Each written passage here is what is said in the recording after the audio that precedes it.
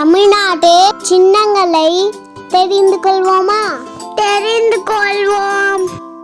மாநில சின்னம் வாய்மையை வெல்லும். மாநில மொழி தமிழ். மாநில தினம் நவம்பர் 1, 1956.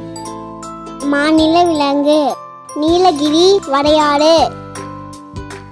மாநில பறவை மரகத புறா. மாநில பூச்சி தமிழ் மலவன். மாநில மலர் செங்காந்தள். மாநில மரம் பனைமரம். மாநில பழம் பலாப்பழம். மாநில விளையாட்டு கபடி. லைக் பண்ணுங்க, சப்ஸ்கிரைப் பண்ணுங்க. நன்றி.